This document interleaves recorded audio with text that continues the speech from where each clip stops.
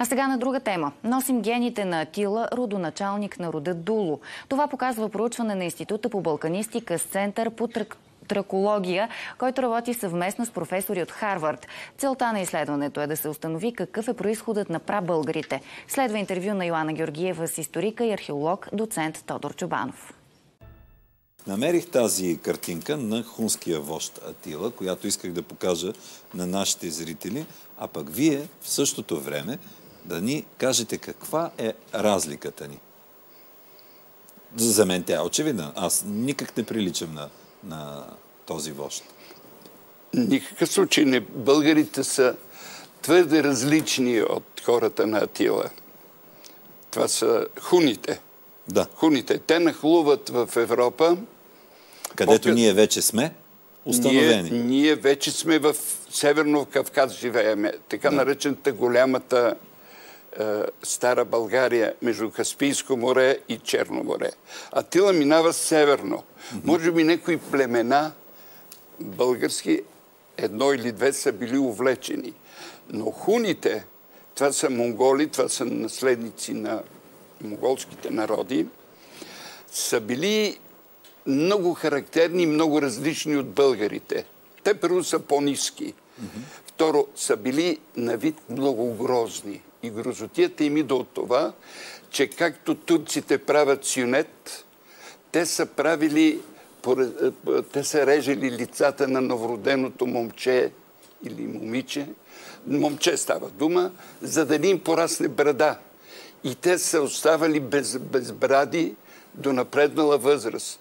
Очите им са доста отдалечени от носа и по-близо до ушите. Освен, че са леко изтеглени, монголоидни, са леко изтеглени. Това са другата особеност. Лицето им е по-тъмно. Тоест, те са едни грозилници, да го кажем точно. Прабългарите в своята маса представляват сармати, облечени от хуните, под политическата власт на хуните.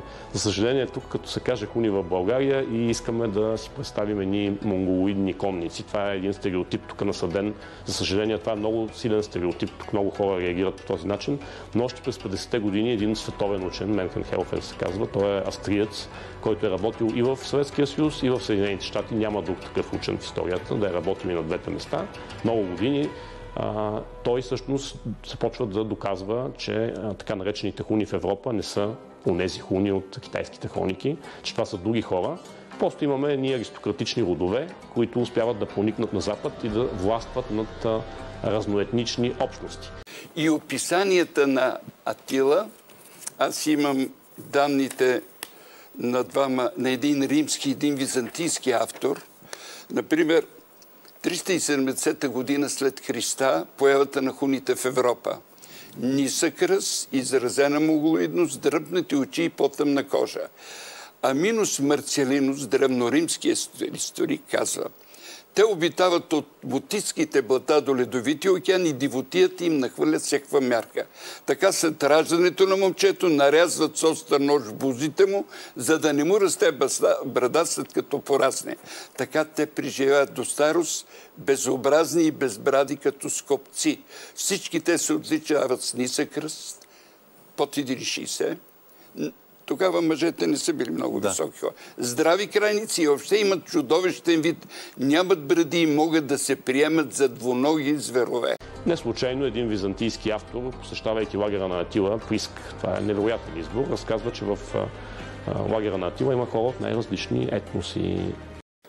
А Приспанийски, това е един рано-византийски софийски историк, който многократно е бил в делегации и се е срещал с Атила.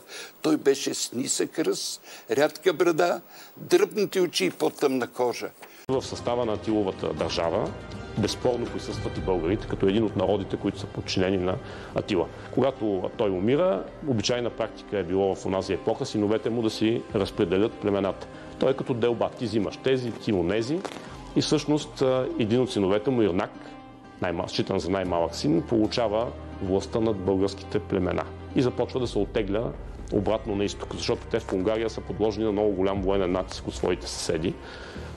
Именно това обяснява защо в именника на българските владетели един домашен български, много важен паметник, разказващ за ранната българска история, Атила и неговия син Ирнак, Витохол и Ирнак са посочени като първите български владетели от рода Дулу. А за българите се е казало в много описания: красив като българин, красива като българка.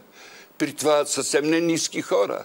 Има описания и картини, записани от византийските хронисти, българи на посещение при императора по времето на Борис, който кандидатства да стане християнин. Нали? Да. При това имало е делегация от Тервел, които са ходили до императора.